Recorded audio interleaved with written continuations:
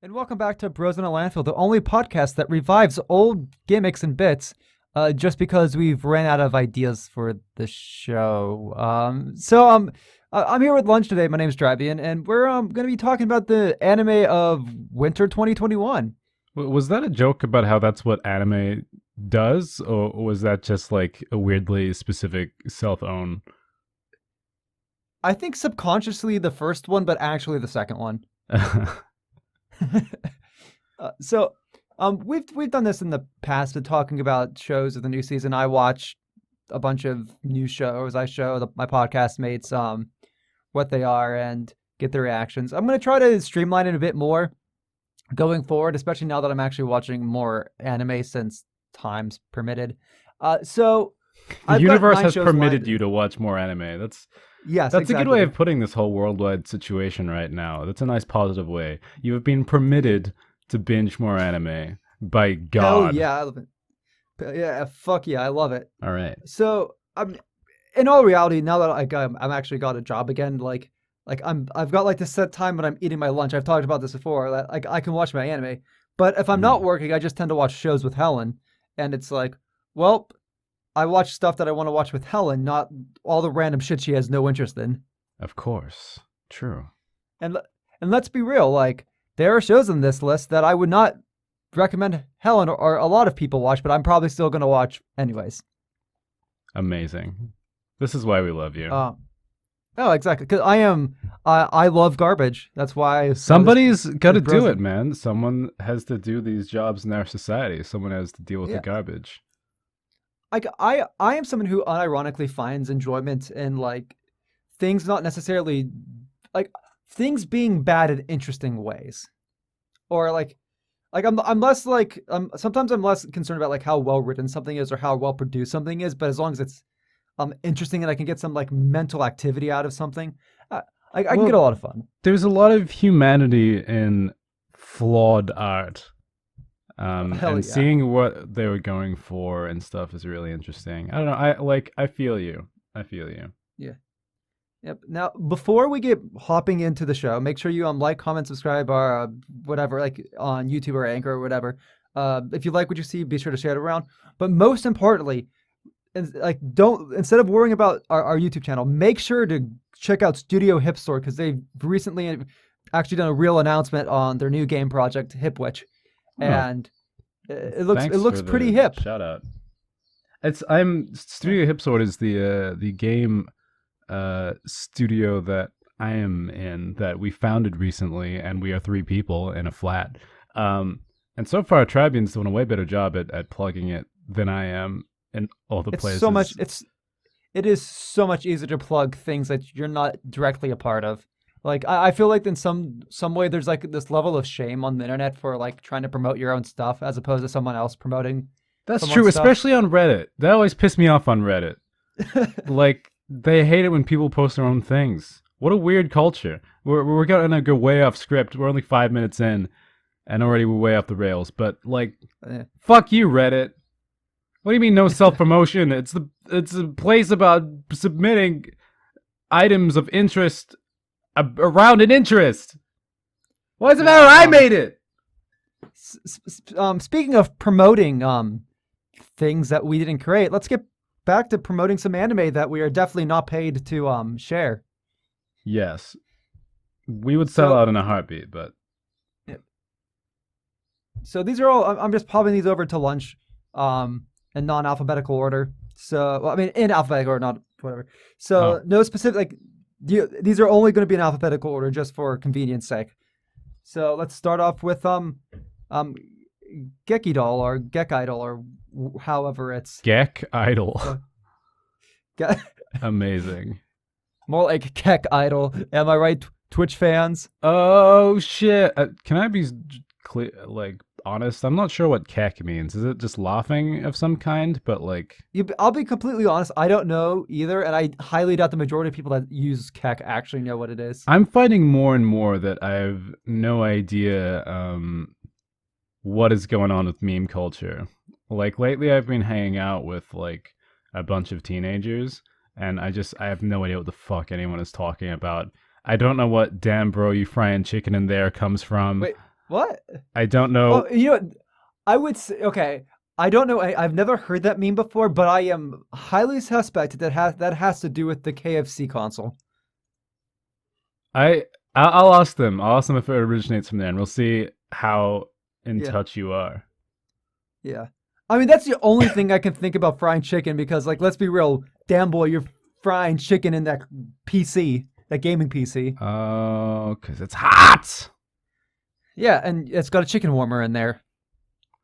Um, You can keep your chicken warm while playing Genshin Impact. I mean that is. God, imagine how gross that compartment would get. No. Anyways, speaking of gross, let's talk about like an idol show. You want to read the synopsis? Okay. Set 5 years after the mysterious disaster of a city's sudden disappearance, a group of girls fascinated by the theatrical material system using 3D holograms aims to brighten the stage during the city's post-apocalyptic recovery. Whoa, okay. Um, so a city disappeared? Like that just lost it? We Yeah, misplaced it? Like they're just part of like the city and like just completely disappeared. that is terrifying. Like not even that it Yeah. got bombed, it's just gone. So Gekidol as a show is trying to be one of those multimedia franchises. So it's Oh like yeah. you have this anime and they're probably going to branch out and do other stuff. One of the interesting things I'm going to say interesting, not necessarily saying it was executed very well. One of the interesting things they've done is there's a stage play that exists within the like that the troupe that the main character joins. There's a stage play that that group did in the past. It was super profitable, Yes. and what the production like what the production committee for this franchise decided to do was they made an anime. I think they originally made a manga for it, then they made like an anime OVA Hmm. that was that story, which was a zombie. Okay, have you ever watched Gakugarashi? I don't think so. Okay, so I won't go too much in spoilers, but it's essentially just that. Like a Um, zombie it apocalypse and idols. no in a high school. Okay. I mean at this point like Gakugarashi like came out like I think almost like half a decade ago. Um, it's got memes everywhere. Hmm. Um, I don't think it's too much of a spoiler. But yeah, so it's basically just carbon copy Gakugarashi, which was kind of disappointing, especially because Gakugarashi like actually like bounces like this like really cute moe with some like with the whole zombie Right. aspect to it, like some really cool psychological aspects to the show that I really like. Okay. But at the same time, this is just like a single episode OVA um, that was broadcasted like right after the first episode of Gekidol aired. So it was an interesting watch, heavily confusing with it having zero context going into it, especially because it was like uploaded as like both the first episode and the OVA at the same time. So it was really confusing. Okay, so like you're missing context from I guess the manga? I don't know. It was missing context of what the fuck was going on because at the end of the episode they mentioned like this thing called like oh Alice in Deadly School, and then all of a sudden like episode ends and now we're going to this episode of anime called Alice in Deadly School, and it's like is this like the second episode? Is this like a performance they're putting on, or like it's Right. It's no? like it's It's two just it's pieces that are like completely pretty disconnected. yeah. Okay. I don't have too much to say about the show. It like it's it's it seems like I don't watch a lot of idol stuff, but I'm a bit engaged so far with what I'm watching. So I kind of get the feeling that this is going to be like an idol show for people who aren't particularly into idol stuff. I find a lot more of the theatrics and the character dynamics a bit more interesting than like, oh yes, you have pretty girls singing on stage. Okay. Um So I feel like the character designs are pretty boring. yeah, Like oh, that's probably I guarantee you that's why it's got such a low rating because at the same time, like the people that are interested in idol shows, this is not going to be the show for them. yeah, well I mean Like it's it, if it's song and dance you want a little flash, right? yeah, Um yeah. Oh, definitely. Um, I think it's trying to do a bit more of a more serious, more like More kind of down to grounded. earth. Yeah. Yeah, it's a bit more grounded. It reflects in the character design. I don't know how long this franchise is gonna survive with that sort of approach. Like it will need to pull off some like crazy writing, um, like turnarounds where it's like, oh, you suddenly really care about all these characters despite like it looking kind of generic Yeah. for it Yeah, to really the like writing's good stand on its enough. own. It could carry some boring character designs. It's just kind of lame to have boring character designs in such a visual medium. Oh, absolutely. Yeah. No, I feel that it's not the most interesting thing to watch, but it's what the story is doing so more has got me a bit hooked. I don't know if I'll stick around the whole season, but I'm definitely going to check out to see where this goes. Hmm. Anyways, I think that covers it for Gekidol. Let's hop over to something a bit more familiar. With the new spin-off of Cells at Work. Cells at Work Code Black. Let me click on this. You mean Hataraku Saibo Black? Oh wait, no, Yes. there's English right underneath. Never mind. Cells Yeah. at Work Code Black. I like how like the poster looks like the guy on the front of it is like screaming the title. I like it too. Yeah. So, want to go ahead and read the synopsis for our lovely fans? Sure. Are we gonna have like the picture up while we talk about it? Sure. I'll throw the picture up or something. Right, so people get at least kind of an idea. Yeah. Alcohol, smoking, and stress. In the body subjected to these irritants, the cells responsible for maintaining life seem to fight a war that never ends. Is this Osmosis Jones? Yes. What? But it's anime! Due to a severe shortage of workers, red blood cell AA2153 has to quickly learn to deliver oxygen and collect carbon dioxide even in dangerous conditions. Meanwhile, white blood cell U1196 has to do her part by dealing with germs and viruses during life-threatening situations. In the midst of these crises, they have to work together to keep the body healthy, despite not knowing if their sacrifices will be worthwhile. Hataraku Saibo Black takes a different approach by showing the grittier side of the jobs our cells perform. Whoa. So my question: have you seen the original Cells at Work? No. Okay. So essentially, Cells at Work like it's Osmosis Jones, but anime and a lot more wholesome. Now I'm saying that as for the original Cells at Work. Oh, more Just wholesome than the super original Cells at Work. Not more wholesome than Osmosis well, no, Jones. yeah, well, like the original Cells at Work is more wholesome than Osmosis Jones. It takes kind of like this goofy comedy approach to almost a weird slice of life. Like, oh, this is the disease of the week, Right. sort of. You have like an A plot and a B plot, like an A half B half. Sometimes it's a full episode of just one disease depending on whatever, and it's a mixture of science knowledge about the body and LOL, our body, like humanizing our internal body parts, and they've got wacky personalities that play off each other with some pretty brutal violence, like the like the your white blood cells and your killer T cells and your macrophages will just like they'll slash into the viruses and there'll be just like sprays of blood everywhere and they'll get like painted in blood.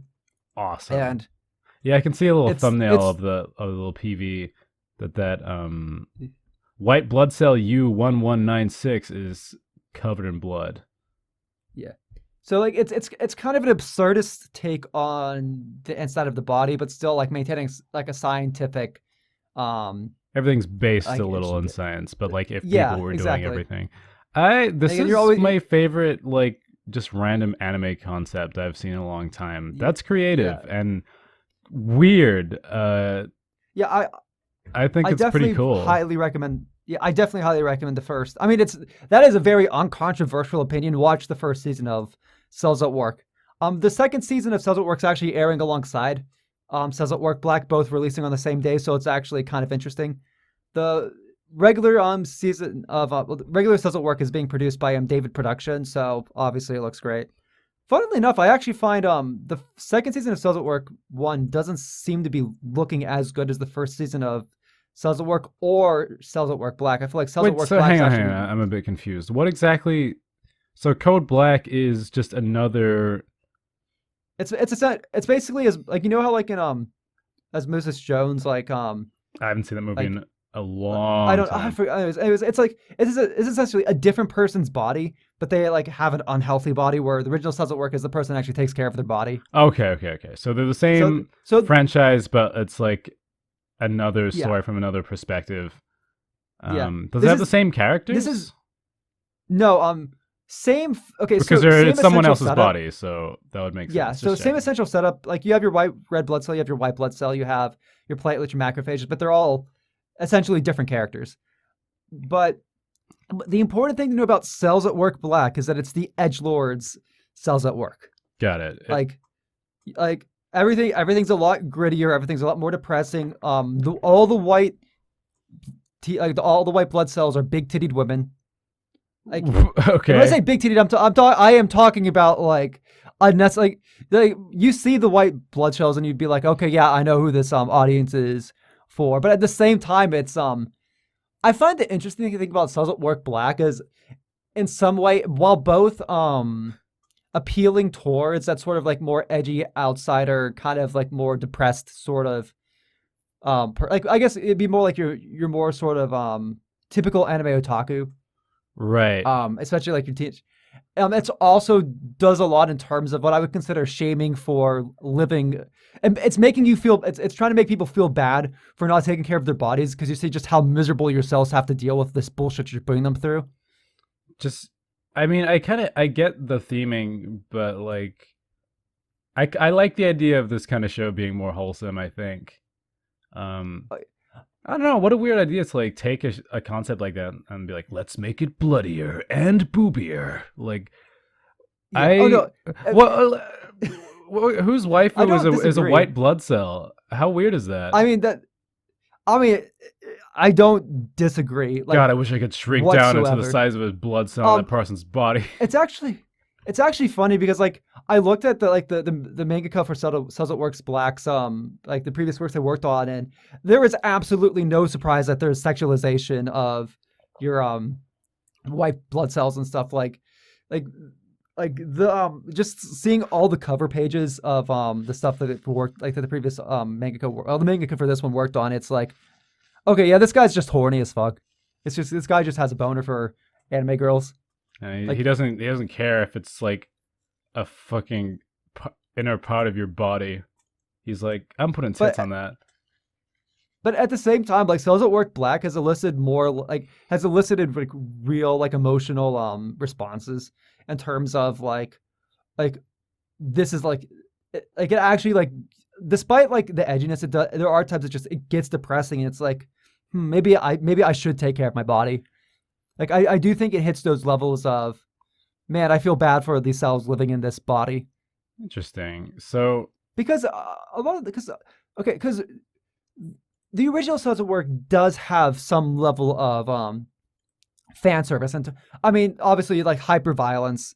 You have, I would say, definitely the male characters could definitely fall into husbando territory in the original Cells at Work. right. Um, I would say like the macrophages could probably fall into waifu category in the original Cells at Work.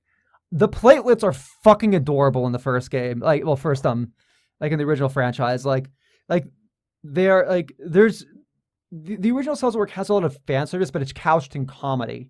Right. Where this the fan service I feel in Cells at Work Black is kind of there as like to pull people in. Like it's I don't know if it necessarily serves a greater purpose, Right. Okay. but I don't like outside of like the big tittied white blood cells literally being very distracting. It's like you'll be having like this emotional scene and the white blood cell with big titties can be coming. It's like great. This is exactly what I needed to see in this show. And it's That's pretty but funny. yeah. I guess in some degree it is a bit of like some of that like irony, like I don't know, or this like juxtaposition of like this very goofily absurdly designed white blood cell because it's all the white blood cell characters too have big tits. It's not like oh it's just this one. It's Yeah, like design what a choice. choice. I Yeah. mean, I guess it's your world, so you can make it be whatever you want. I don't know. But I guess at the same time, like the white blood cells, like we harp on a lot about like, oh man, big titted, sexy anime women. Like the white blood cells, like in Tales at Work original, are very much husband material. Like they're jacked, like very like traditionally handsome and good looking. Like they're like what I would assume like a lot of female viewers would see as like the ideal like male body. Sure, this is what peak So it's performance looks like. Uh, yeah, exactly. sh- It's toned but not overly buff. If that like hmm. and like traditionally very cool. So I would say Cells at Work Black is a great companion piece to Cells at Work. I don't necessarily think it hits the same beats if you haven't already seen the original, but the original does a lot of setting things up in the first place. So like watch Cells at Work the first season, and then you can hop into Cells at Work Black, and I think it's a fun time. Right. Well, this Obviously, is an interesting spin on a concept that already exists, but you should just check out the original cool thing, yeah. Well, it'd be like watching Yu-Gi-Oh GX without watching Yu-Gi-Oh. which should be outlawed. Yeah. Yes, exactly. All right. Should we move on to our So next yeah, let's move. show? Yeah, the next show is Kemono Jihen. Kemono Jihen. So it's Kemono, not kimono. Just Oh, got it. Kemono. All right. Kemono Jihen. Oh, it's that guy's a ponytail that's on fire, maybe? Oh, she is on fire a little bit. All right, let's read the description. I don't think that's a ponytail on fire. I think that's just someone else choosing fire. Oh, Or that's the nearby. or, It got it. no. The fire. I think the fire is just in the logo itself. I don't necessarily know if that's in the. Oh wow. No, that's not. No, actually, that's not even fire. That's just really long ponytail. It's not even on fire. Okay. I've zoomed in enough. Apologies to the audio listeners, but I just clicked into the images, and whoa, his pants are baggy all the way down. It's like the crotch of his pants are like at his knees, below his knee. Whoa, That's what you call design. that that is a choice, guys. I was just complaining about generic character designs, but these pants are a risk. All right, let's sorry. I'm gonna edit that with my editing powers. Um, when a series of animal bodies that rot away after a single night begin appearing in a remote mountain village, Inugami, a detective from Tokyo who specializes in the occult, is called to investigate. While working the case, he befriends a strange boy who works in the field every day instead of going to school. Shunned by his peers and nicknamed Dorotabo after a yokai that lives in the mud, he helps Inugami uncover the truth behind the killings. But supernatural forces are at work, and while Dorotabo is just a nickname, it might not be the only thing about the boy that isn't human. I mean, first of all, there's those pants. I love I love you being the artist honing in on the designs of I things. mean, look at him. Like, you know, I realize I'm an anime. I mean, I'm an anime person in a lot of ways, but like, Yeah. I'm also only like I forget how I've described in the past. Maybe waist deep, not neck deep. Mhm. So I'm like, check out these pants. But no, that's the thing. Like, there's a lot of anime characters that aren't very like memorable. I guess just because there's so much anime, and not Yeah. that many have a super crazy art style or a setting. But this guy's got pants. Yeah. Um. So yeah, you Also, go hang first. on. So like I'm assuming this is Dorotabo in the middle on the Yeah. cover. Yeah. This is hmm the guy who works in the fields every day. Why is he dressed like this? So this is a really hard show to talk about, specifically because this description basically sets up the first episode, and the first episode very much is its own story, which Oh. which eventually like what the show looks like it's going to become is it's going to be your sort of weekly detective, like supernatural detective show, Yeah. probably with some action involved. So they'll be like, oh, finding supernatural things and then beating them up with the power of like powers. Right. But like, and I don't want to like, given the only the first episode's out by the time we're recording this, I don't want to go too far and say, oh yeah, this is going to be a great show worth watching, because obviously the structure of the show hasn't been revealed. What I can say is I feel like the first episode is really strong and holds up by itself. Okay, well, that's And cool. like, I would say whether the like the if the stuff in the synopsis seems interesting to you, um I would highly recommend checking out the first episode at the very least. I Um I mean, it doesn't sound awful. I mean, like yeah. it's not that much to go on, but I don't know. Yeah, I like okay, here's something that seems random, but like this looks like a show about young people, like young teens or late or like tweens or something, where they actually yeah. look their age, which They is actually, pretty I feel like cool. I feel like something else I like from the first episode, like I actually appreciate how like it feels like the children are actually acting like children. Yeah. Like you get a lot of like anime where like children are um just kind of like anime characters, but um yeah, it's and I don't know if that's going to be the case going forward. Maybe it was just like the supporting cast of the first episode. Um Something else I really like about this show is how like all the character designs are familiar looking, but they have those one or two few things that like make them look distinct. Like as you're talking about like baggy pants kid. Like if you were to just narrow down like the face of that kid, like that main character kid guy, it's like, oh, he looks a bit generic. And then you look at the rest of his design, like his clothing, his outfit, just the way his whole thing is composed. It's like if I saw this image, I would know it's from Kemono Jihen. Yeah, he's got enough. Like if his whole body's in frame, I know who it is. Yeah, Yeah, no, I like the other characters and it's fine. I like this little yeah, girl in overalls, I think, or with suspenders and pants, I guess. Yeah, that's not overalls. yeah, That's not overall. But I yeah, think suspenders are fucking dope anyway.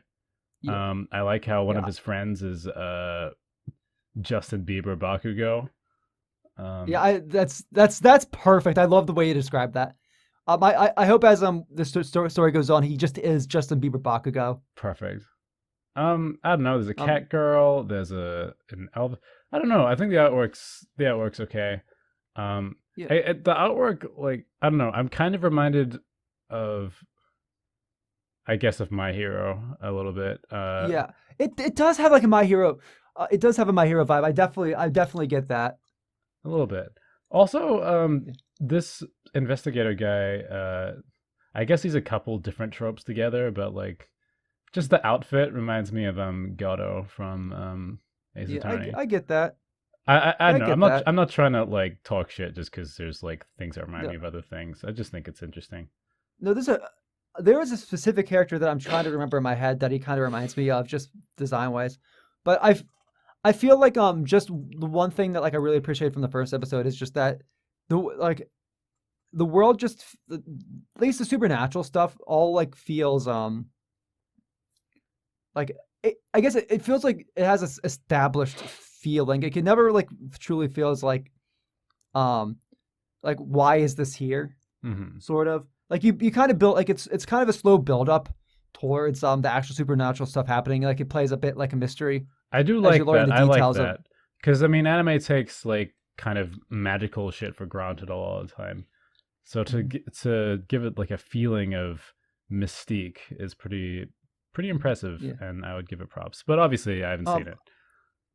Also, I have to say I really like to like because in the first episode it really like it's really just focused on the main character and the like the older detective guy. Like it's kind of like their introduction story. Like the two of them get introduced. Sure. Um, and that's really me trying to not talk too much spoilers about the overall thing that happens. Hmm. And at the end of the episode, we get introduced to a few more of the characters, but that's like right at the end. It's really just focused on these two characters. Like like lead detective going and investigating the situations around like what's going on in the town that this boy lives in, and it kind of like that's kind of like the spark of the start of the story. Sure. It's like its own little arc that I will branch like as we go on.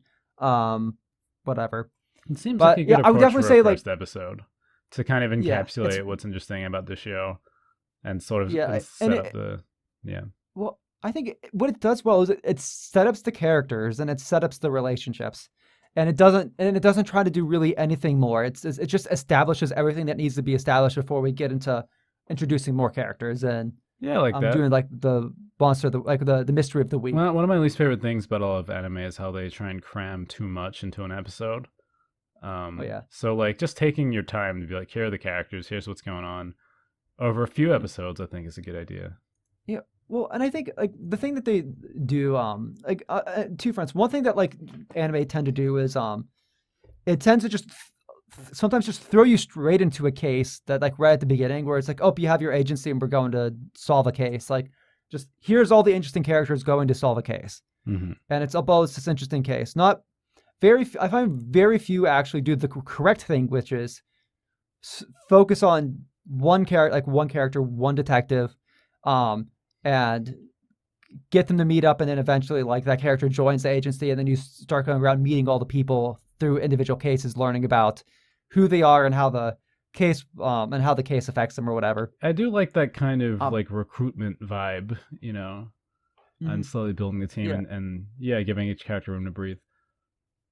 yep. And the other thing that I like about what this show does is that it does explore like sort of serious and a lot of sort of grim dark grim dark or like edgy concepts, but from a more I would say like a more matured or more responsible approach towards them. Where I find a lot of um edgy or like more if you're towards a grim dark or like, oh, this is a traumatized character, or oh, this is a bullied sort of character. It almost in a weird way glorifies, like a lot of anime tends to do this weird glorification of like these bad things happening to a person. Yeah. Um, so I think given just from how the beginning of the show handles those topics, I have a lot of trust in how it's going to continue on going forward. But at the same time, it could have been this was just a really strong premise for the start, and then the author didn't really know what to do going forward. I mean, the So we'll just have to beginning, wait and see. the first episode is often like one of the better ones I've found. Oh yeah, I Um, or like the early show is for any show is when like they're really firing on all cylinders and like trying to establish why you should like it. yeah. Oh, we'll see how it goes.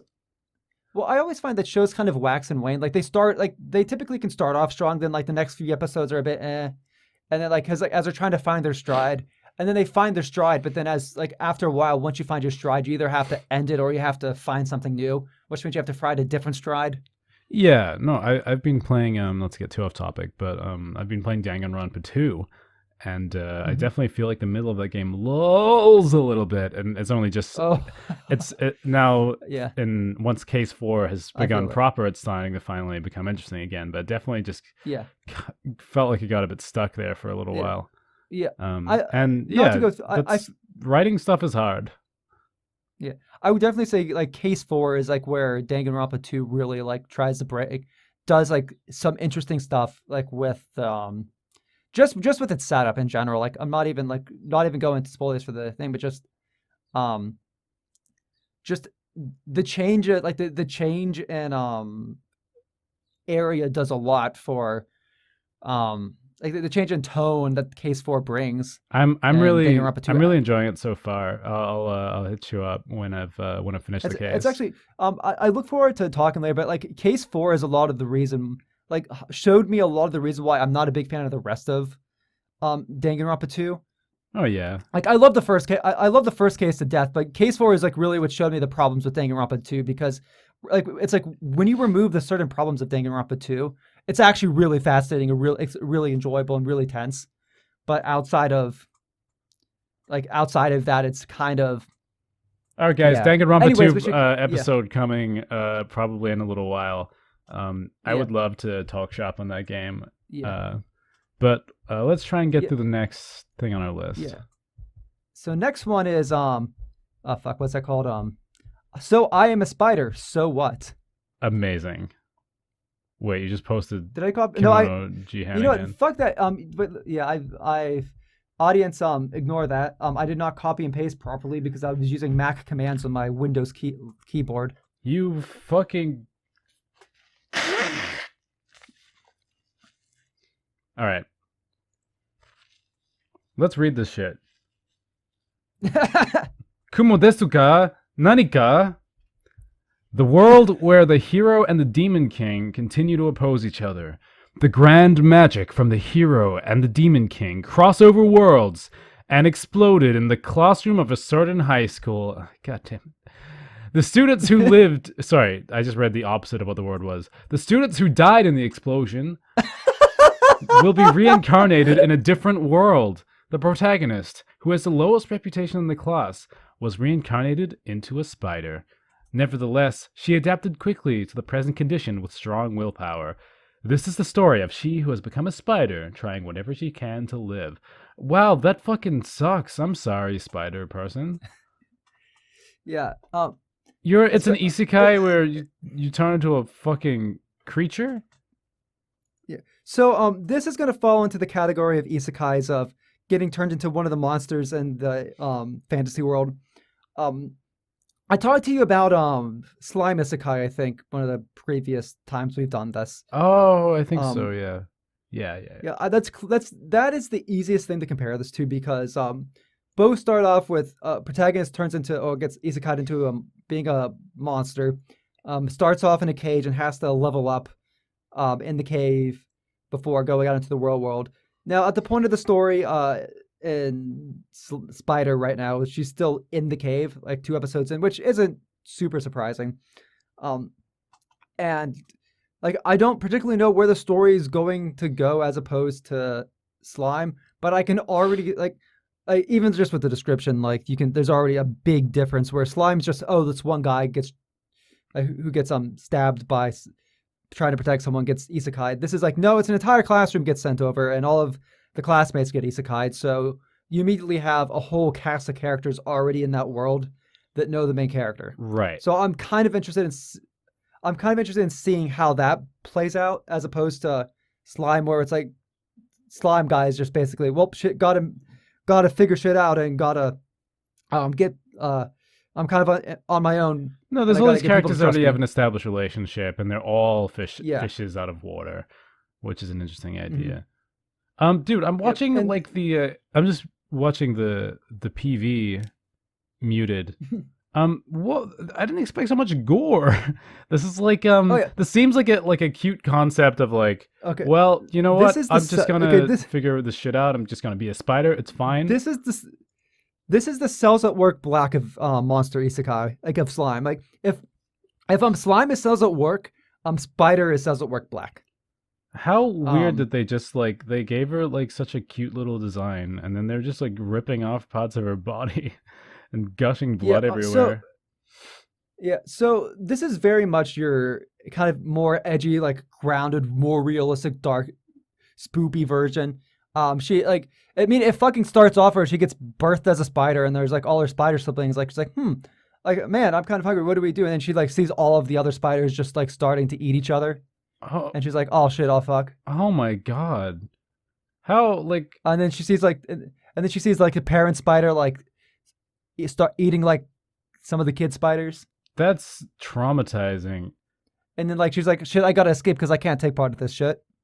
And then she's on her own, and she's like, now she has to like find food, so she's fighting monsters in the cave, to find sustenance, which in that process gets her new skills to level up and whatnot. So this is like, I mean, I'm just watching the preview on loop, and like, geez, this is like a battle show. Yeah, and like I must become stronger and shit. Well, it's a battle show in the sense that like she's like literally like the weakest, like one of the weakest creatures in this universe. So like and she wants to survive. It's less battle in sense of like, oh yes, fighting shown, and more battle of and it's pure survival. Yeah, sure, but like it's a show. It's like a very action combat. Oh yeah. Oh my god, it's Mortal Danger. I thought this was gonna be cute about how she's like how she can find her Yeah, own it's new no, it's confidence in this other world, and I guess she the does. the show. The show tries and sometimes succeeds, sometimes fails at trying to straddle, um, like being like this cute, quirky anime about like Spider Girl, all while being like this kind of like too down to earth and gritty and like this is nature sort of aspect. So you'll go between scenes of like her like being a goofy anime girl character, like making her like house and out of like web and stuff, It's just and then it'll tonally go like until it's tonally bizarre. Like the oh name of the no, it is show absolutely. is like humorous, you know? It's like it's kind of I guess a it's a. snark or something, but in a like, I mean, oh I guess well, I'm just gonna live my life kind it of is. way. I mean, it is. It is definitely what I would consider a snarky show at the very least.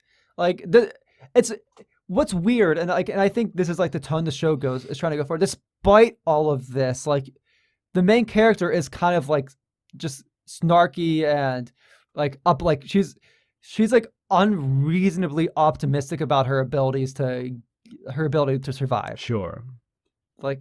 Like and granted that optimism and that like being quick on her feet and stuff and like that quote unquote game like a bit like experience playing games and shit that has allowed her brain to become super big and strategic Hmm. has allowed her to be able to fight these creatures that are much bigger than her, learn the mechanics of this world, and survive despite being like literally a spider. Huh.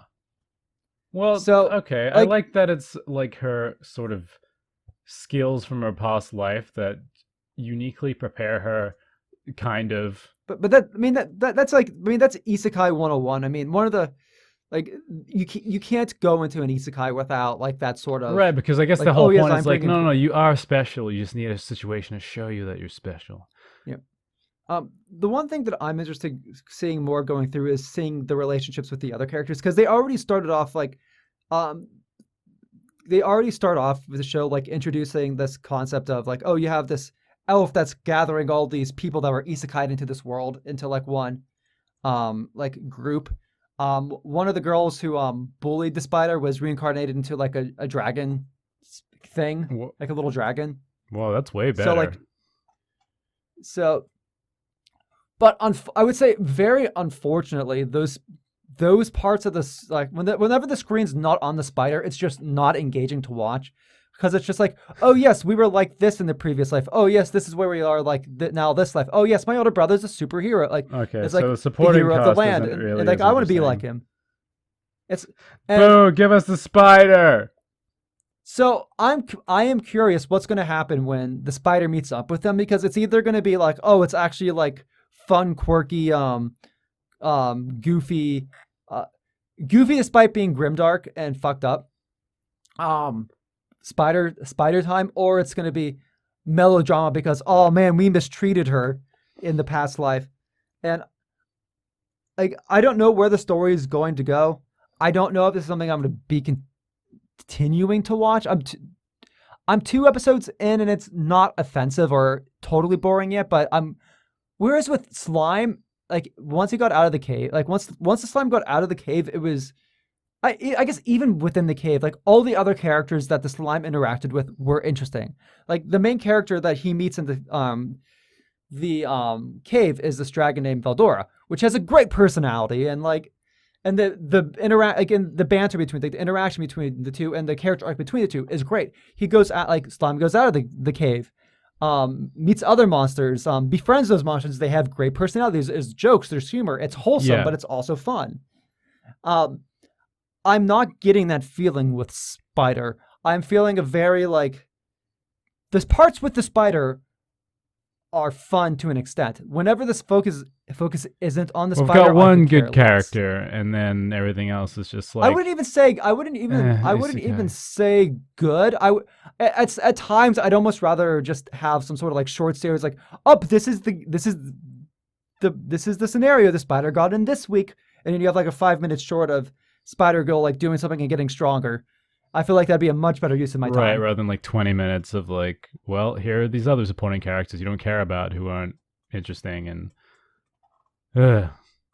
well, okay. And and it might turn around. Like as I said, like whenever the spider's on screen, it's amusing to say the least. Like you're obviously like anything with humor, your mileage may vary. I feel like it's either gonna annoy some or it's gonna be like, I think for a lot of like diehard otaku types, they might like really get into like the aesthetic or the humor. It's very on the nose sort of humor rather than like I would say like it's a very like on the nose like oh yes we are otaku Yeah. like oh we're anime nerds as opposed to slime which sometimes had on the face but sometimes was just good writing. Can I say something that is like Yeah. weirdly specific? And you might have to put both images up at the same time. But the Kemono Jihen poster and the So I'm a Spider So What poster, they both have like a similar kind of female character in the top right, like at about the same size on the side view, That looking is this. Oh sinister. my It's god. kind of uncanny. Like if you switch between both of them, it looks like an animation of I, a head going back and forth. I hate that, and you're right. In a lot of ways, it's actually kind of that sort of setup. Actually, I feel like is a lot more common than we think with than we notice with anime posters.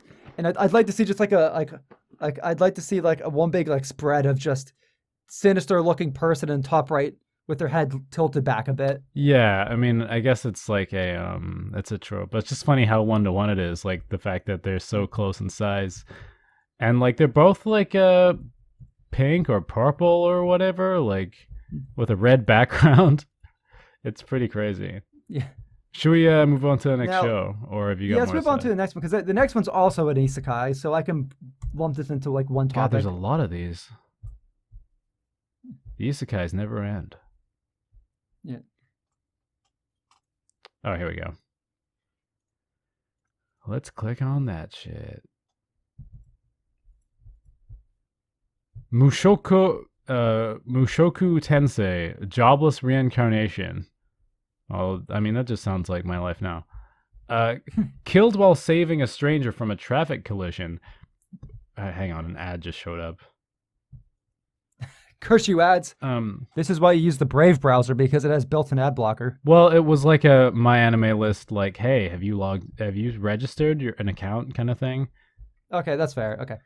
Killed while Can't argue with saving a that. stranger from a traffic collision, a 34-year-old NEET is reincarnated into a world of magic as Rudus Greyrat, a newborn baby. I think it's pronounced. Wha- I think it's pronounced Rudius. I Oh, think it's pronounced okay. Rudius. Rudius Greyrat. What is a NEET? I forget exactly what it stands for, but it's basically like type of person who stays in all day and is on the computer. It's like a shut-in sort of person. Today I learned there's a word for me. It's I've this is discrimination. You can't just go around calling people NEETs. How like I can't help but like how weird is it that like they make shows for NEETs where a NEET fucking dies and then gets to live a more exciting No, but life don't you? in another universe, and then the NEET watching the But show is like, don't. well, I'm just a NEET. Okay, so here's the thing. Like that is the NEET's fantasy. Anyways, NEET is an acronym for not in education, employment, or training. Wow. All right, I'm gonna read the rest of this. So he gets reincarnated as a baby. Oh my god. Okay, with knowledge, experience, and regrets from his previous life retained, Rudius vows to live a fulfilling life and not repeat his past mistakes. Now gifted with a tremendous amount of magical power, as well as the mind of a grown adult, Rudius is seen as a genius in the making by his new parents. Soon he finds himself studying under powerful warriors such as his swordsman father and a mage named Roxy Bagurdia, all in order to hone his apparent talents. But despite his innocent exterior, Rudius is still a perverted otaku who uses his wealth of knowledge to make moves on women who he could never make in his previous life. That's where we're going with this? Yep. This is an interesting, Yep. like, I thought that where it was going to go was that he would plateau once, like, after a certain point, because it's not like he's going to accelerate his intelligence super greatly as a kid, he's gonna be pretty much where he was probably if it's the same mind, and like he'll be like, "Wow, am I just gonna be mediocre when I grow up, or what?" Um, and like, was all this magical power just like a handout that I didn't really fucking earn? I just got to start over, and like, cause like it's not like I mean he does have the mind of an adult, but it sounds like he already started with a lot. So you'd think that a chance of a do over is a chance to earn all this stuff. But anyway, the point is he's like Yeah. a little kid who who just like sexually harasses women. That's another universe, so it doesn't matter. Get fucked, anime. So I'm gonna I'm gonna say this. If not for like the perverted shit, like I would actually say this show is like actually pretty decent. Like if you remove all the perversion and gross stuff, it's actually a pretty good show. Um, so like apparently this is coming from the comments on I've seen on comments about the shows. Apparently the novel for this, the original like web novel, like is like considered the grandfather of isekai. Huh. And I mean it was written like start of the 2010. So I mean that makes sense. One thing I appreciate watching watching fucking Mushoku Tensei about is while yes having a lot of the tropes that isekai does, like I do get the feeling that this is one of the things that invented those tropes, because even though the tropes are there, they don't feel on the nose. They don't feel like force in your face. Well, at a it's very not sense, like the kinda, narrowed down, like sanded down version of these ideas. It's like the first kind of draft, I guess. yeah, well, yeah, I guess like it feels like they're just naturally coming up, like they're naturally appearing. Like it's like okay, this makes sense within the context of what's going on. Oh, like There's a bit of it it's feels not very so genuine. Like contrived because it's like the yeah, entire exactly. yeah. Like I will say for the most part, this show does feel like a very genuine attempt to writing like some original sort of story, or a very genuine attempt to like write like these ideas that the author had, and really if not because do you know what, like I'm gonna I I'm probably gonna end up dropping this. I'm gonna give it a few more episodes just to see how bad the perversion's going to get. But do you want to know what the biggest like warning What's the side, biggest red like flag? red flags? The biggest red flag for me that made me almost click out of the episode was near the start um when he was right after he was like birthed in the new world and stuff, was the main character ruminating about the fact that he wasn't getting turned on by his mother's breasts. Wait, how fucked up is the? It feels really mean to say how fucked up is the guy who wrote this, but like, I don't know, man. That's fucked up. Like, I know. Okay, look, this is a show about a 34-year-old man and like a 10-year-old's body, uh, who like wants to make all the perverted moves on all these, I assume, young girls, um, but in his kid body, where he can sort of get away with it a bit. I don't know. That's fucked. Like how Yeah. sad is it that like with a chance to restart his whole life, it becomes like, how can I? Hang on. I will hang up for now. No. Um, I lost my train of thought. I don't think this really needs that much explanation. Look, and I'm sure there's a lot going for this show. Like I get that it's maybe the grandfather of a genre. It's probably really creative in a lot of ways, but like, I don't know. I feel like there's maybe a better, more healthy way to like I don't know, deal with your sexual frustration than like I'm destroying a narrative. I will immediately say, like, I will immediately say, if you're someone who is interested in the isekai sort of genre, like, oh, that other world person in a fantasy setting, especially stuff that like were kind of genre defying, just fucking watch Sword Art Online. It's infinitely more fun. Like, it may not be that well written of a story. It might have its problems, might have its creepy stuff, but the show doesn't fucking start off by some guy like being disappointed that he can't be turned on by sucking his mother's tits, like that, like. Ugh, Jesus. I don't know, like that. like I get that kind of desperation, that maybe sexual desperation is coming from a real place of some deep-seated thing. I don't know, go to therapy.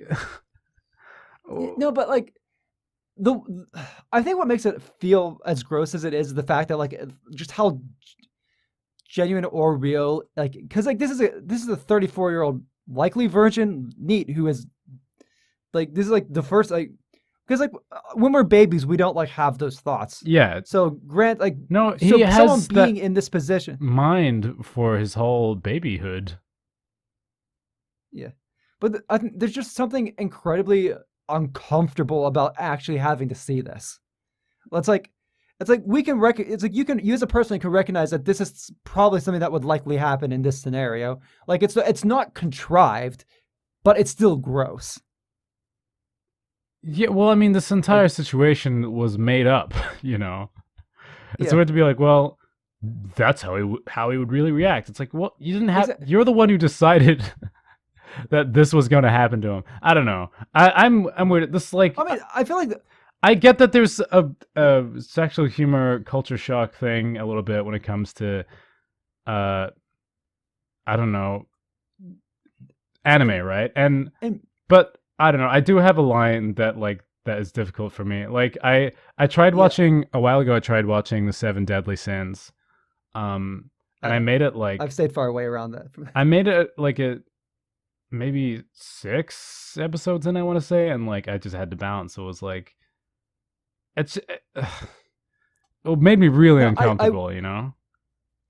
I will say this, like, and this is like my experience, like reading things is like compared to like watching things.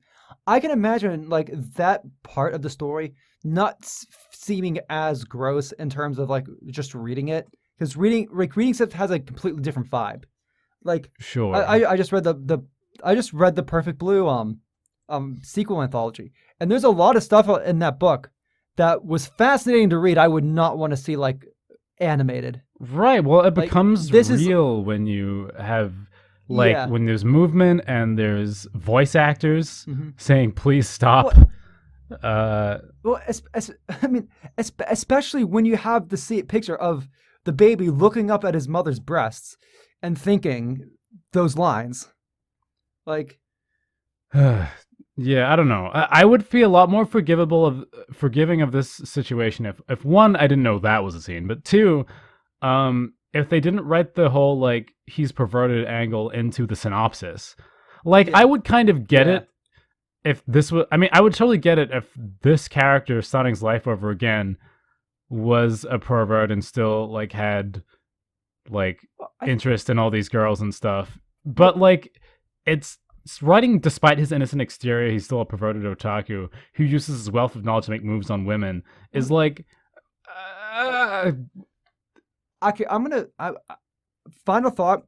The problem is that the show takes itself semi-seriously in terms of it being like this fantasy story. If it was just a perverted comedy, I could totally get behind like the absurdist humor of that scene. But it's the fact that the story, the direction, if it's otherwise like grounded, the, then the it like it stops being just this kind of ridiculous yeah, idea like and becomes too if the real. rest of if the rest of the show was just like this ridiculous comedy, I could totally get behind it being like, I could say like that's gross, but that's the point. Yeah, well, like I watched I once I think there's this anime by the Zero Escape director. I watched like the first episode, and it was like it was Wait, was it Punchline or was it Punchline, yeah, where Okay, it was yeah, like this I is know. like fucked up, but it's like it's this crazy surreal, like not even Yeah, remotely realistic thing.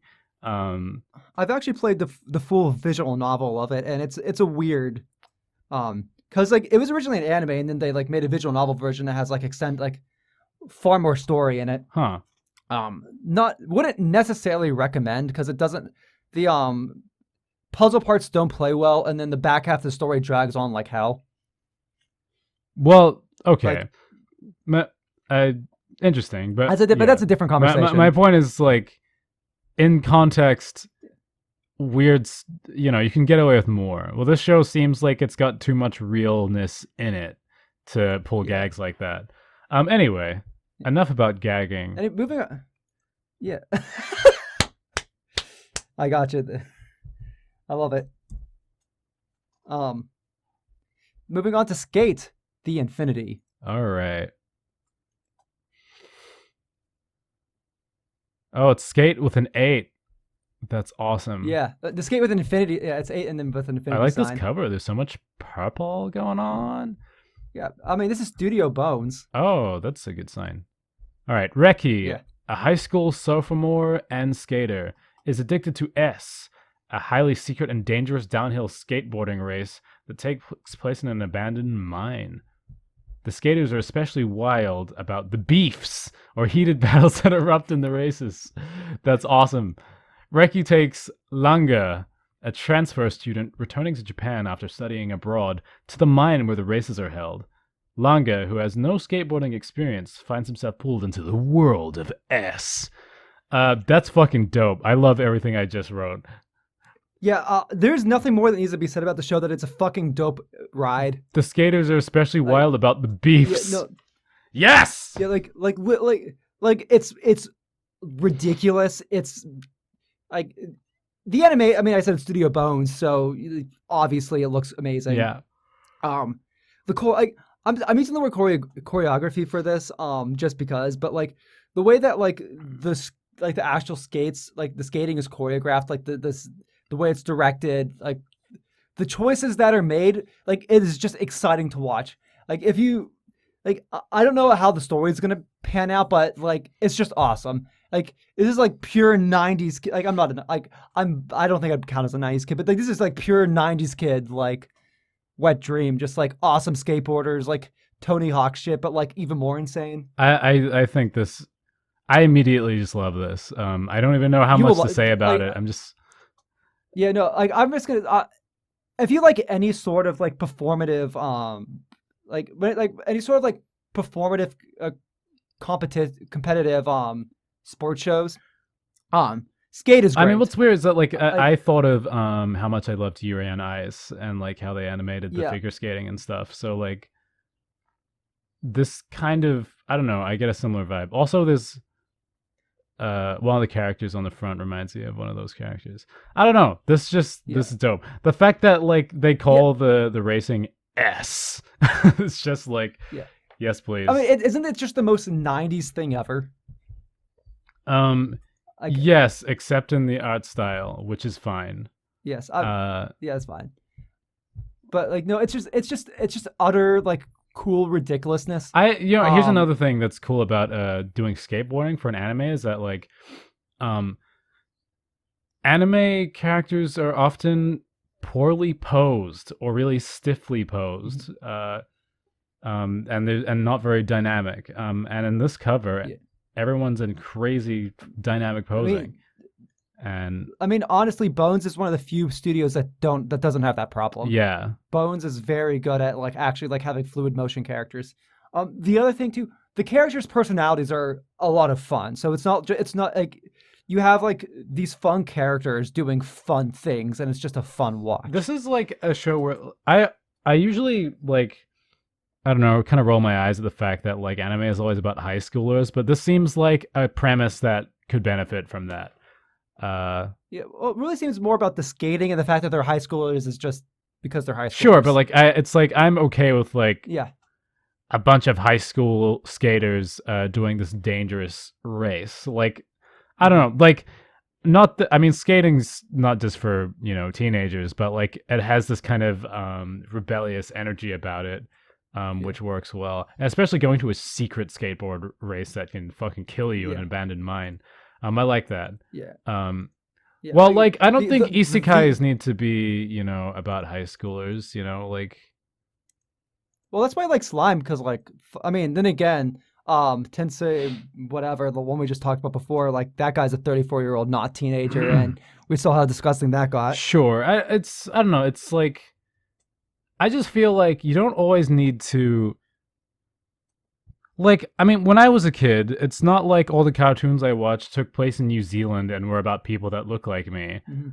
Um, I was happy to watch, like, I don't think that's what makes a show relatable. Like, so much anime stuff is about Japanese high schoolers and for Japanese Yeah, high schoolers, but, like, it's not like I we relate to all kinds of fictional characters that aren't like our status in life. I mean, it's part of why we like them. I think Yeah. I could be a little bit more creative. I mean, I guess the thing about a high school is that like the tropes are there, and like it gives some structure to your characters' lives and to the story immediately. But I don't know.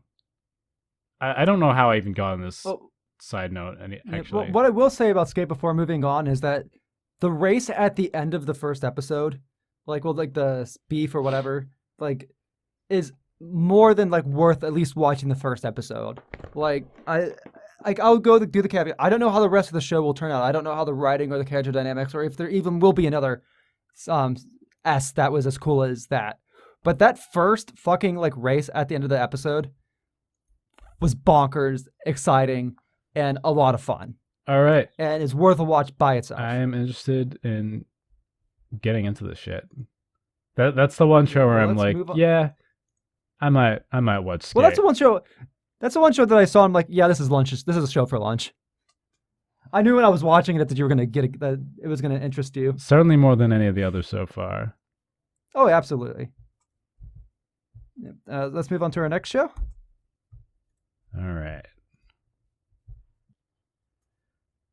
Tenchi Sozo Design Boot. Sorry, Heaven's Design Team. In Heaven's animal design department, designers create a variety of new animals daily while contending with the unreasonable requests of their client, God. This series answers questions such as why can't unicorns exist, and what makes an animal taste delicious, what's the most powerful creature in the ocean, and bird versus snake, who would win? Wow. That's a premise. I like that someone is hugging a giraffe. Uh, There is this show could not. there is This some show, I like how in Japan, like they're just willing to play with like kind of Christian ideas and just play with them loosely. Because it's not like their dominant religion, I guess, so it's not like this huge taboo. yeah. I feel like if an American cartoon, or I don't know, a British cartoon or anything came out like about for the young audience about like the bureaucracy of heaven, and the Yeah. unreasonable client God, like it would maybe get boycotted. It would be a problem. Oh yeah. This would so get shut down. So, like in a lot of ways, like there's a lot to unpack about the show. It it is unreasonably funny. Um, watching like so like each of the characters like in the show like have a different like focus. Like so like one character likes making like really creepy fucked up animals. One character likes making cute animals. One character likes making birds. Sure. Um, there's a whole department for insects.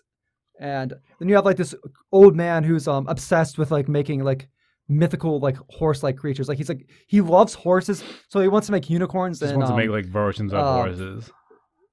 yeah, he just wants to make versions of horses that are like, but like they just don't work, and you just see like the depression sit in where like all this like so what they'll do is like they'll like make a concept design. They have a person come out and it's like, okay, well we'll make a we'll we'll test this design. So like they have this like they'll make a test version of the animal and they'll see if it survives or not, and then if it doesn't, they make adjustments. Yeah. And like every single time one of these horses comes out, it just fucking flops over and like passes out or dies. Right, or, because they have to like, make whatever. sure they have to like make sure it works. That's fucked up. Yeah, and They they make actually go these into the poor scientific living reasons why creatures. but like it actually goes into like the scientific reasons why like this creature couldn't exist. Right. So, the show is absolutely hilarious. Like just watching like I think one of the things that really sets it is just like how like kind of fickle this god character is. Like send down like a request that says like, oh, make something that's cute but not cute, and then Right. like you'll see like one of the characters like, I'm gonna make some like stuff, and you'll see some characters like making things, and it's like as long as like the animal survives, God just accepts it like regardless. Like you'll just see people they'll like do this thing where it's like God like fails like this animal fails and dies, and then like you hear God like be like it's not that God says it like the main character guy there here like it gets messages from God, Yeah. and he's like, oh, this animal's accepted, and you'll like plonk something over here where it's like this thing this other person was working on that we didn't get to see for the rest of the episode. And it's just, oh yeah, this guy just made a great animal that like, or this animal that God didn't even test at all. Like no, there was like very little Just testing chuck you him in saw. there. And this like thing that like this person's like really meticulously trying to work on to make perfect just doesn't work out. I think this concept is cute. I think it's funny. Okay, here's a scatter shot of my feelings. Looking at the preview, I like that the outlines are thick. I think that's a nice look. Characters pop out nicely from their backgrounds. The color palette's interesting, so that's cool. I have to wonder if like I would want to watch a whole show of this. I would love to watch like a movie of this premise. But the idea of watching an entire show seems like a bit much. Yeah, it's a fun idea.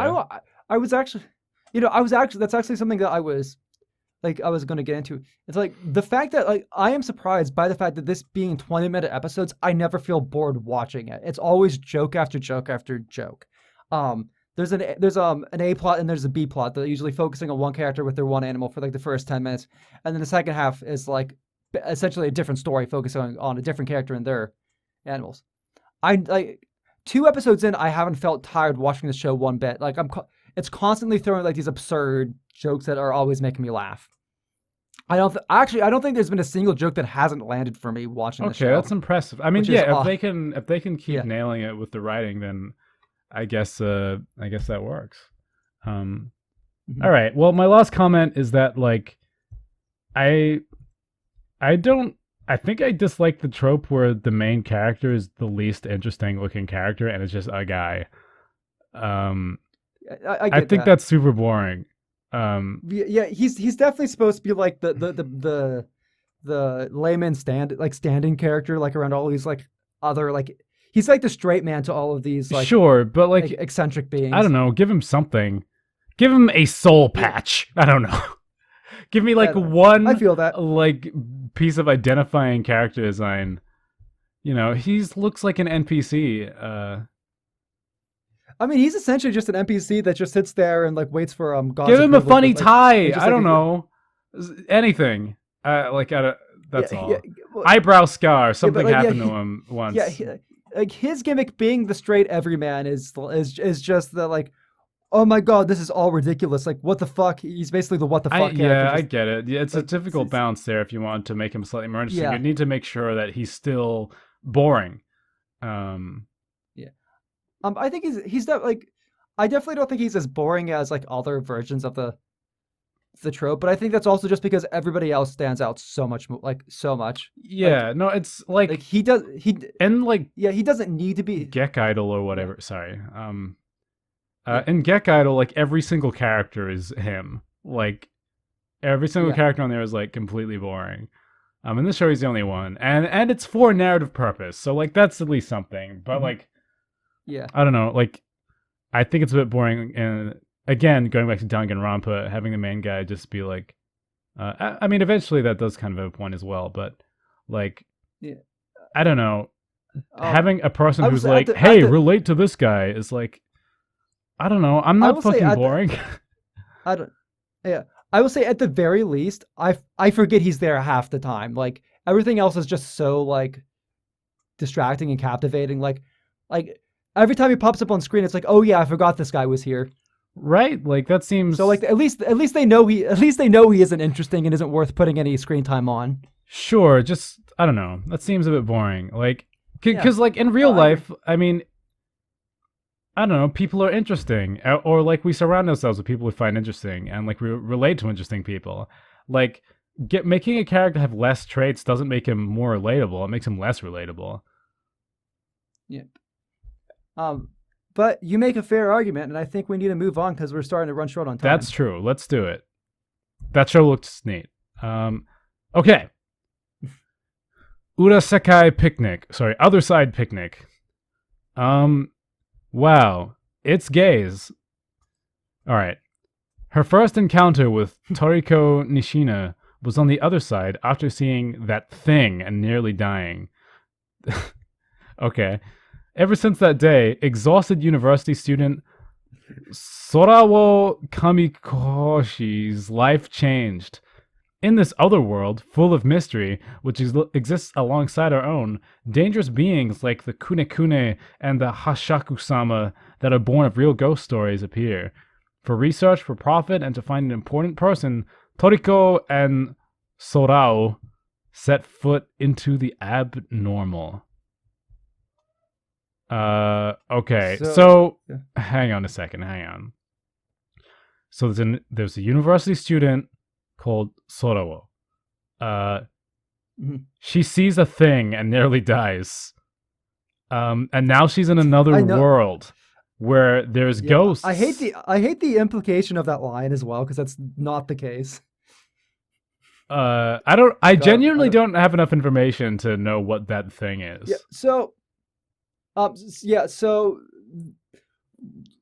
TLDR, this is a shonen ai where two girls go into like this mysterious other world and like kind of solve like kind of like track down and defeat like supernatural beings. Okay. There's not. I don't really like the monster. I will say the monster designs on hand are do look very interesting or very cool. The show straddles looking actually really good.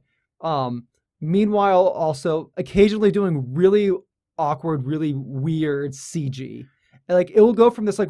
There's actually in the first episode, there's a really good example of this where like it's this really almost like beautiful looking scene of, I think the blonde haired girl holding the like black haired girl as like she's laying down and like it's a very like beautiful 2D scene, and then it switches to being a version of the scene where the characters are 3D models, and it looks it's bad. really jarring. I think I get what they're going like, that they're trying to plug holes in the production and make sure there's still like a show that's still watchable in those bits, but like they often like I found in anime half the problem is that they animate wrong. Like they don't even move the same as the 2D characters, and and I don't know, like it's used in the wrong kind of places. I don't know. I generally don't like it. I'll tell you what show I think it works in. Kirby of the Stars, or Hashi no Kabi. Because that show's about a circle, and you can make a 3D circle work fine, and the supporting characters also circles. But like I don't know, like it reminds me a bit of Dragon Ball Super Broly as well, where like the whole point was how great the 2D animation was, and then there's whole stretches of movie in 3D, and you're like, this is just, I don't know, maybe to a normal audience this is fine, but like I think especially as like an animator, like I hate that stuff. Always just takes me out of it. Like I would prefer that you like took time away from other 2D animated bits, or just like cut a scene or two, then like made it look weird. Part of the real problem is things that are in 3D should always be in 3D. Things that are in 2D should always be in 2D. Once you start swapping, it becomes jarring as fuck. Yeah, because our eyes can tell the difference, you know. Like, yeah, maybe find certain parts of your show that are always in 3D.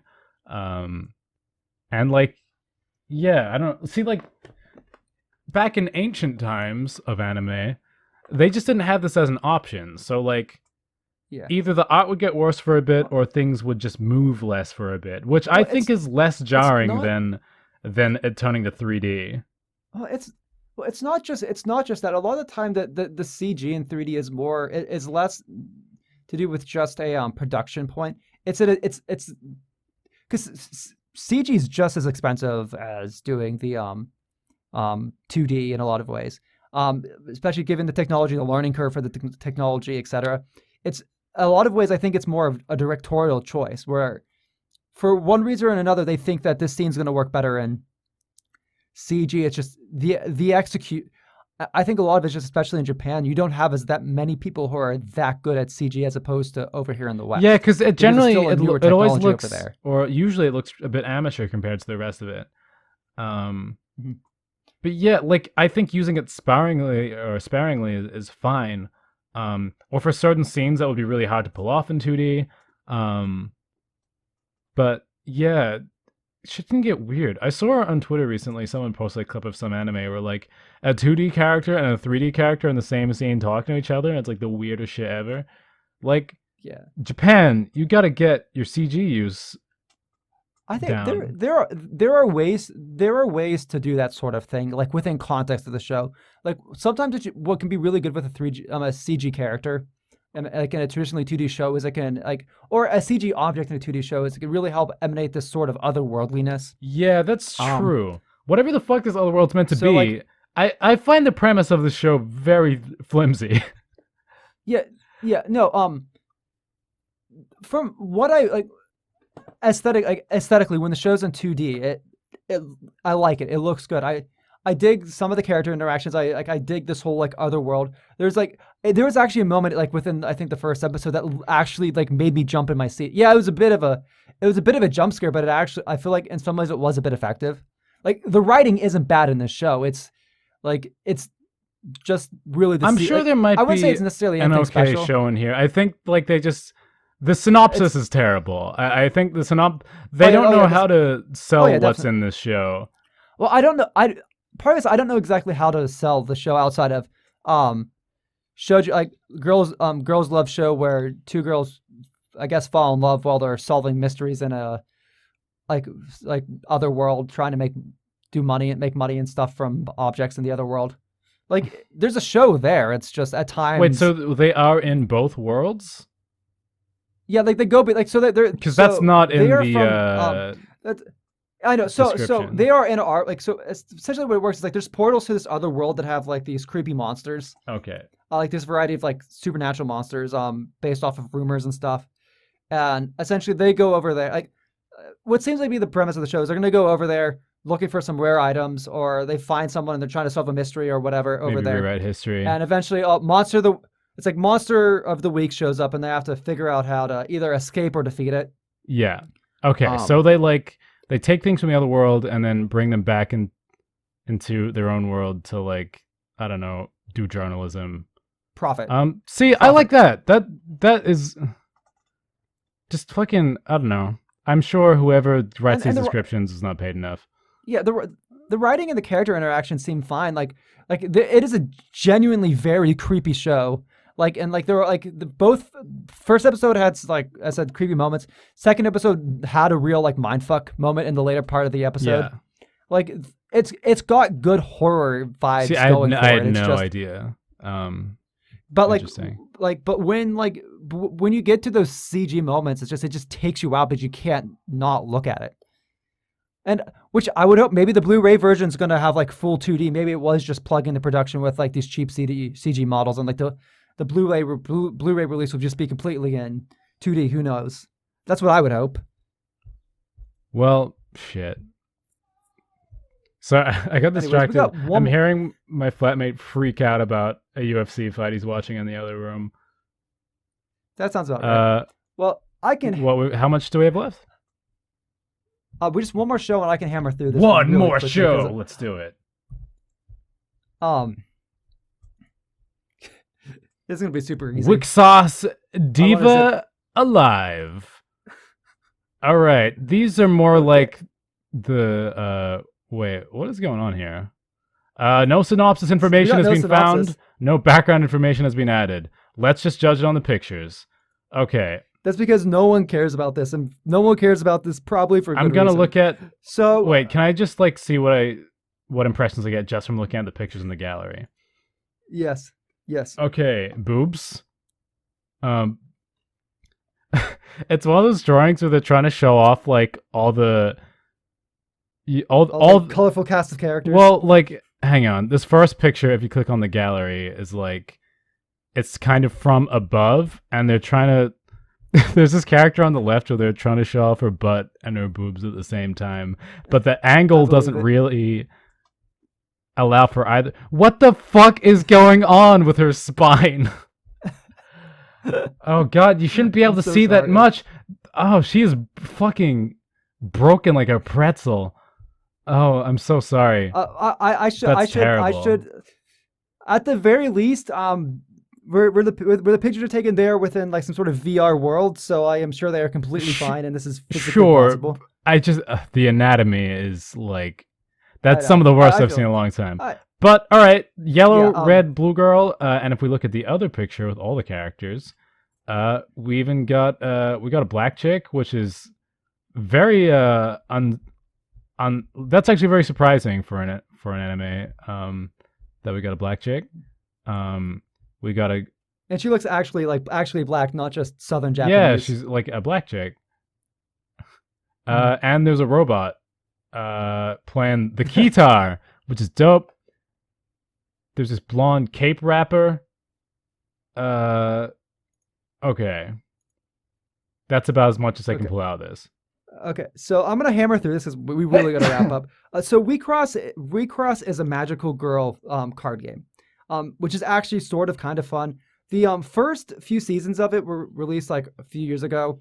Completely different writer as this season, as you can tell tonally. What made WeCross a fun show back in the day was it kind of like being one of those like kind of fucked up, depressing magical girl show where losing the card game meant basically getting fucked, like metaphorically, like sad, like basically like you if you it's like if you win your wish comes true, but if you lose enough times, you basically like bad stuff happens. Without going into too much spoilers of the details, like bad stuff happens When if you you lose too lose many the times. card game, you get fucked. I know that's Basically, not the what you well, mean, but that's I know. Well, just and imagine it's a and Yu-Gi-Oh duel, uh, or like I guarantee you, there's if Yu-Gi-Oh you porn out lose there this that's all about. duel, Yugi. Oh God. Thanks for the imagery, Lunch. You're the one who put it Um, here. I did. It's all my fault. It won't just be your Anyways, life points, but your ass. uh, Sorry. so the first two seasons were selector selector infected slash conflated. It was just selector WeCross and there was like a middle word for both the first two seasons, and then this which that was like the original story, and then the sequel series was Lost Mirage WeCross, which like added a new mechanic, new bad guys, different bad things happen if you lost, but it was still kind of a sequel with new characters. Okay. This is WeCross, but virtual reality idols, and like the writer from the first two series left, and this is a new person, and deep down there's a part of me that hopes it gets dark. But looking at this is just I want to be the very best WeCross playing idol group. This And is like too many it's things happening at once. I know it's three things, okay? I know it's not that many, but like something about pop idols and virtual reality and card games is just causing my brain to just like short circuit and fucking spark and sputter. Like before, it's like Magical Girl card games was a simple enough concept. It was already a hard show to follow because they never explained the rules in the show. You had to look that shit up for yourself. It's even more frustrating with this because like there's a new mechanic that I need to look up the rules for to see how that even works. Plus, it's like given that there's like a ranking system, like this is VR idol ranking, like it's not just a matter of winning. You have to win and win over the audience. Like the more people in the audience that are rooting for you and voting for you, the more points you get and the higher your rank goes. So it's not just a matter of winning, it's about winning the hearts of the audience. Look, maybe it's like, because this is the end of like an hour and a half episode of this podcast. But I hate this. That's too many things. I can't tell you. How do you even quantify how much the audience likes you? How do you make the audience like you? Are you singing and rapping and playing guitar while doing card games? What happens when you lose? Basically. Why is it virtual reality? What do all these people look like in real life? What is happening? As a fan of the franchise, how do you think I feel? I can honestly recommend at least the first like two cores of WeCross. The second season of WeCross, like Lost Mirage WeCross, has its problems. It's still a sort of enjoyable watch, and it's like has carryover characters. So if you want to see their arcs, but generally speaking, like I think the first 2 seasons are like a fun, dark. If you're like dark magical shit, like it's a good watch. But this is the jump Um, the shark moment. this is the jump the shark. Like what WeCross was always like fucked up, like that sort of like fucked up, like high concept, bunch of like terminology, weirdness, like but it all kind of fit within the tone of the show. This is like this isn't even the same show. It's just WeCross, the card game, but there's I idol don't know girls. who it's for.